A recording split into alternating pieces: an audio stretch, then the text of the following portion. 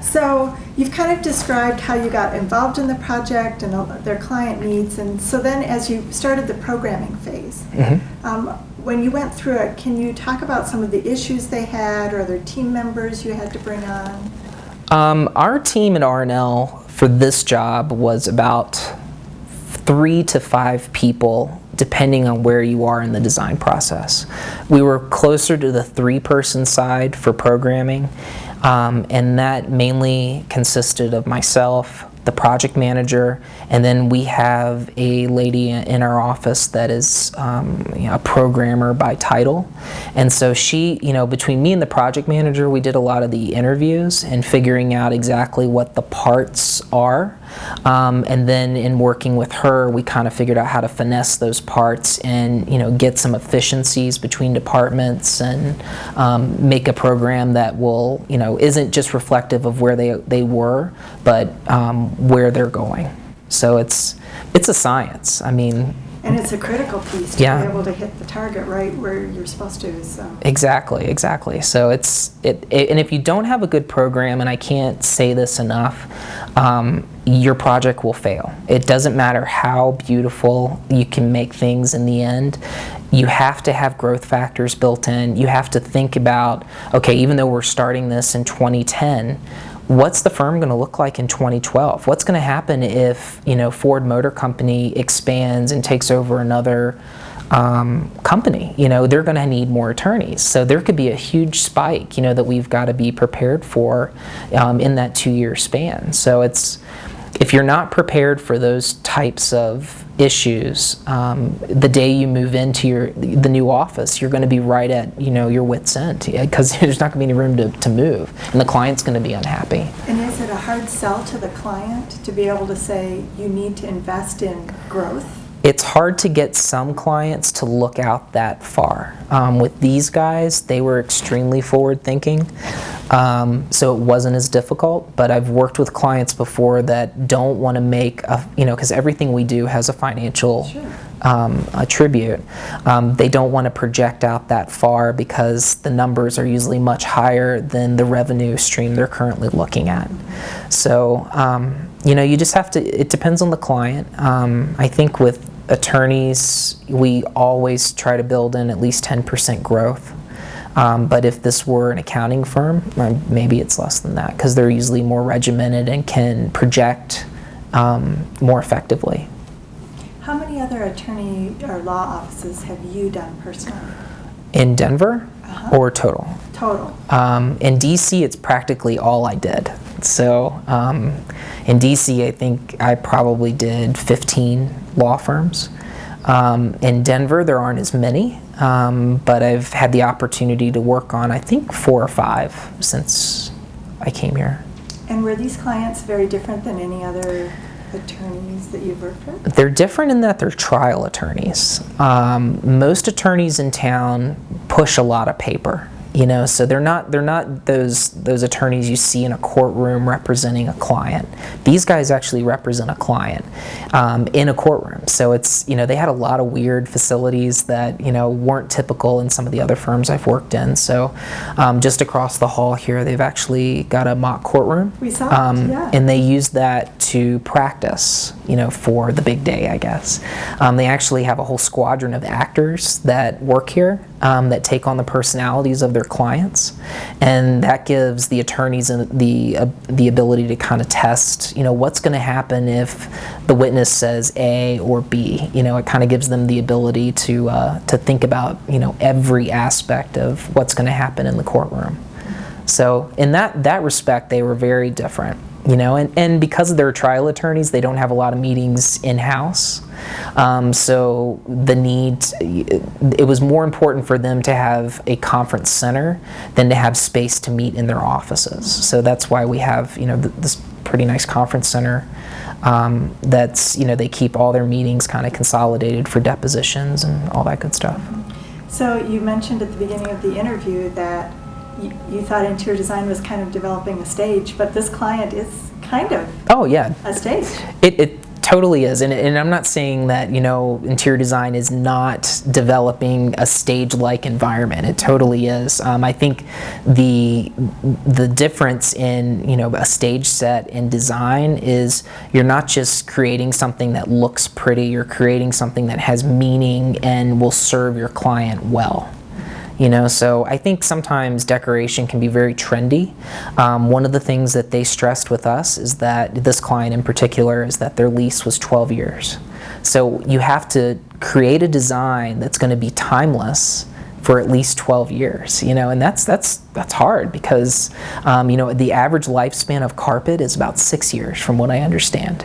So you've got to look at, you know, carpet patterns that you don't think will age, or, you know, colors like, you know, purple. If you walk into a space nowadays that's got pink granite or any type of purple type color, you always think, oh, this was done in the 80s. So you got to try to avoid any of those decisions that might brand when the space was actually designed. So in the programming phase, you talked about interviewing different constituents. So you didn't interview everyone. No.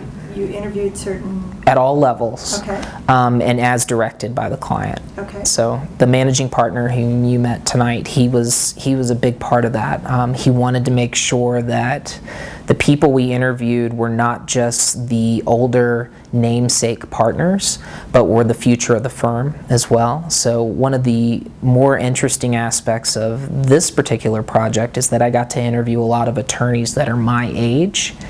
More so than the attorneys that are my parents' age, you know. So it's they put a huge emphasis on what 20, 30-year-olds are looking for, you know, in a law firm, and I thought that was great, you know. Which means they're going to grow. Oh yeah, and that's the age group they're looking to attract. So.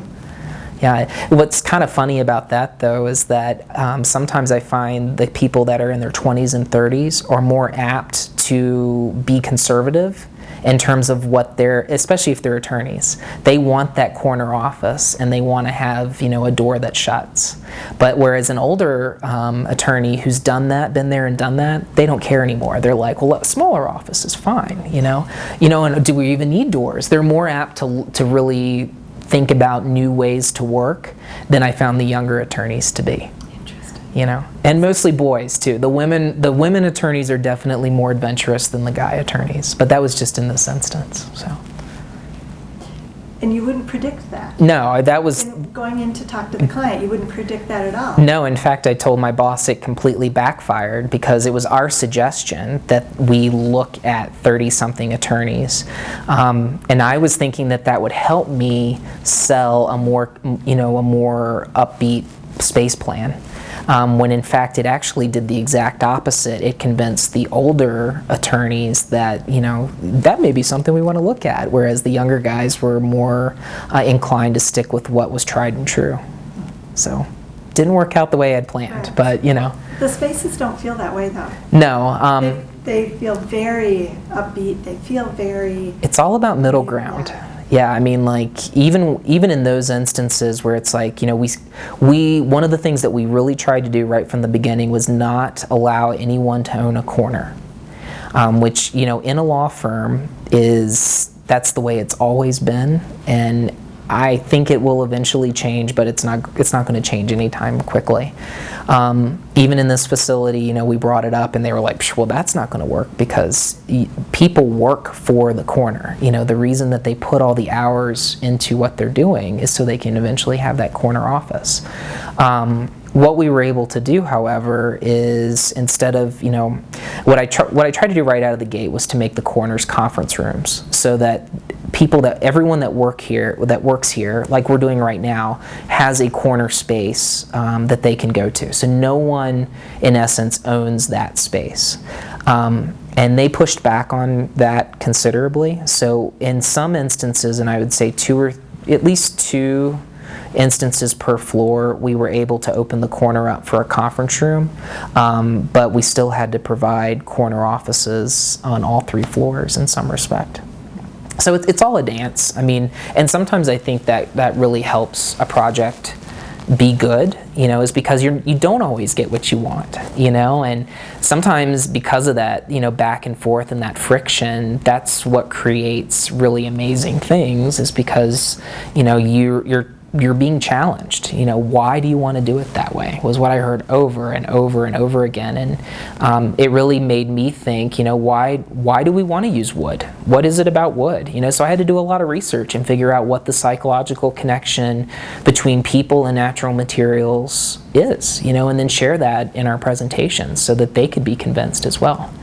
I always think of interior designers as being attorneys in their own way. It's like you're defending a client's interest, and sometimes clients don't always know what's best for them. They think they do, but they don't. It's like they don't always know that, providing, their secretary with a 6x6 workstation is not going to be the right thing. You have to really get in the trenches and be that secretary's attorney. Okay. Yeah, because those secretaries are not invited to the design meetings. It's the guys that already have a pretty plush environment to work. So you really have to sell it to them what the value of bettering their employees' lives is. Because otherwise, it's working for them as is. Why would they change it? But the better they can make the better they can make the environment for all levels of their employees, I think the better the overall tone and feel of the offices. Wheeler Trigg has been best place to work in Denver, I want to say, for 5 years now, consecutively running. And I think it's because they're open to suggestions. They do listen to their secretaries, they do listen to their paralegals, and it really doesn't matter which, spoke on the ladder you're on. They're trying to make your life better, and they want you to, have a good working experience, which is very different than some firms, because you can't avoid all of them, but yeah. So anything else about the programming phase? Any other issues, any other team members, budget or scope, any about existing, FF&E that you had to work with that became part of that? We had to work, well, there's a couple questions there. Yes. I know. Yeah, I'll start with the FF&E part. Okay. The biggest problem that I had from an FF&E perspective when you deal with a project like this is that I like to start new with everything. This client had a huge investment in existing furniture, which was not my first pick. It's plastic laminate case goods, and it's almost got like an orangish tone to it, but they love them. And I tried really hard to convince them that it was poor quality, and it was made in Malaysia. I was like, you can't even have pregnant women sit at these desks because it's off-gassing in their face all day. But I tried just about everything, and they, at the end of the day, they're like, listen, you focus on the public spaces and making everything else work. The private offices, we're going to reuse these case goods. So, and at the end of the day, they're thrilled. They saved a lot of money, keeping that furniture, and there was nothing wrong with it. They had a ton of it in their old space. So, I always try to find the bright side in everything, and the sustainable part of Marc Herndon said, great, go reuse, go for it. The pettier part of me was like, my perfect project is not going to be 100% perfect in every corner of the space. But I don't think there's any project out there that's going to be 100% perfect and be your expectation at the end of the day. It's not going to be. You have to focus on the things that you can control and the opportunities you do have. So that was probably the biggest FF&E challenge that I had from an existing programming perspective. In terms of the interview process, I'd say the biggest challenge on Wheeler, as well as any firm that we work with, it's just asking the right questions and soliciting, that you can solicit the right response. I don't think yes and no questions get you anywhere, and I think you have to, ask questions that prompt people to really think about what could be better and what's actually working about their space, because you meet a lot of disgruntled people in the programming phase, and they hate everything. But if you really try to get them to focus on what is working, because there's got to be something that's working. They're still coming to work there every day. I think that says a lot too, just as much as the negatives.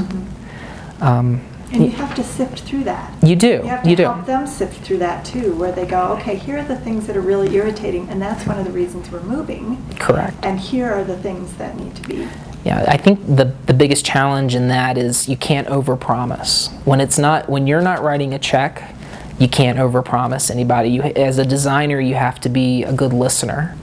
And you have to, like an attorney, you have to use that documentation as evidence when you're presenting to the decision makers and say, this is what your people are saying. And then they ultimately decide what to do with the information, but I think you have a lot of power in how you present that information too. One of the big tools we used, because we can't interview everybody when you're dealing with a 300-person firm, it's just not going to happen. But we did use an online Survey Monkey type of. Oh, that's a great tool. Yeah, sure. Which would allow everyone in the office, if they felt passionately about something, to chime in at any time and give us feedback. And I think that's a big part of making people happy with the process and change management. It's like you have to include everybody, and we really stress that in this particular job. And also the confidentiality of being able to put that voice forward would probably be important as well. Correct. I think the only time we associate that information with a specific name is if you're a Wheeler, Trigg, or an O'Donnell. That's the only time it really matters is if the big wig says they want to change something. But otherwise, we try to keep the whole process completely anonymous, but legitimate at the same time. So. And I want to say at the end of the programming stage, the deliverable is the test fit. There's a lot of other parts and pieces that lead up to a test fit, and a test fit, is essentially a space plan that doesn't have a lot of detail to it. I mean, I actually try to pull myself back from putting too much detail into it, especially like doors and chairs, because people will see that in 2D and get really emotionally attached when you don't want them to be attached. You just want the client to know they're going to fit. But through the design development stage is when you start to really massage those pieces around and figure out how people are going to sit in a room, or how many people you're going to put into a conference room, or that kind of thing. I think one of the things that really helped us in this particular job was a stacking diagram, trying to figure out what facilities were going to go on which floor, because there are 3 floors. So where is the copy center going to go? Copy center has to be accessed by people on all 3 floors, so naturally you want it to be on that middle floor so that people don't have far to walk one way or the other. But in doing so, you have to shift other parts and pieces around to make that happen. And then you've got core elements like your freight elevators that play a part in that as well. So it's a puzzle, and I loved puzzles as a kid, so I always think now that's essentially what I do. I'm a professional puzzle put together person, because only difference now is I create my own parts, pieces, versus putting someone else's puzzle together. But so do you like commercial design for that reason more than residential? Oh yeah. Is that how you chose commercial? Yeah, definitely. I think it's more of a challenge at the end of the day, and it goes back to that organization part of it.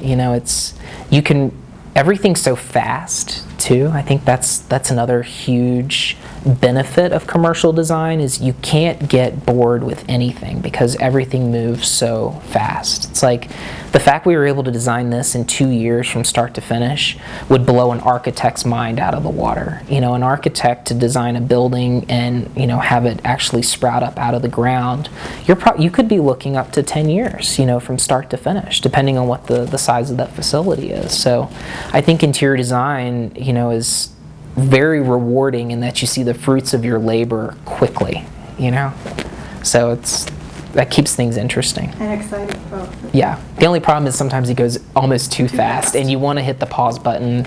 You want more time to think about details. Just give us another week. Yeah, and it doesn't happen like that. Yeah. You know, it's like in this facility we had these staircases, you know, that I wanted to spend lots of time on really looking at from all angles. And, you know, we knew we had, you know, less than 2 weeks to design a sculptural staircase, you know, that's a challenge. It's a real challenge. And they're beautiful.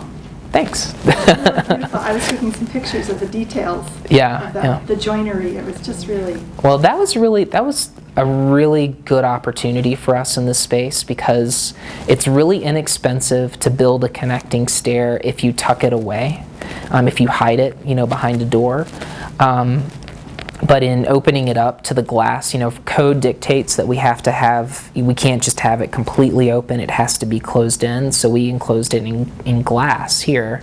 I'd always tell Mike O'Donnell it's the most expensive piece of artwork he owns, because it's right at the end of the corridor, it's definitely a focal piece, and it's, you know, it's something he gets compliments on now, so. Yeah, I love it. It's my favorite part of the whole job. It is. So. It's beautiful, Yeah. stunning. So concept of design, do you do the concept as part of the programming, or do you do it in the schematic design phase? I think concept starts the first day you meet a client. I mean, I don't think it gets formalized until DD, design development, or the end of schematic design. But you're definitely putting the pieces together from the moment you have that interview, you know? Concept is the glue that kind of keeps everything together. So it's like you're constantly trying to figure out what is special about this client, what is different about Wheeler Trigg O'Donnell versus Dorsey and Whitney that, you know, most people do the same thing just across town. You know, so it's a challenge, and it's a real challenge when your client doesn't have a lot of direction to give you. You know, like one thing we pushed Wheeler on was their logo is this like little bar column looking thing, and we analyzed that puppy until I think all of us were just sick of looking at it. And then eventually the marketing lady here said, "You do know that doesn't mean anything," which, you know, to them. Well, now, like, you know, we tried to actually make their logo mean something, because before it didn't. You know, it was just kind of a thing that they had associated themselves with, but there was no real meaning to it. So what we tried to do through the process of our design presentations was to say, you know, stop calling it a bar logo and start calling it a column. You know, because we kept telling them, you know, it's kind of speaking to how you're like the foundation of your clients, and how your clients are the stronghold of what you do.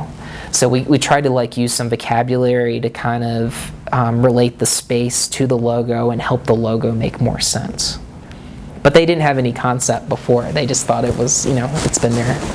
And that's just what it is. That's just what it is, and it's worked for them. But I'm kind of surprised the marketing person hadn't thought more about that as yeah, I don't know. To be able to market. Exactly. Well, just a graphic designer too. You know, usually they're looking for the same little tidbits that we are, and yeah, there was no history or story about that particular piece. And but therefore no language to be able to market it all. correct. Yep.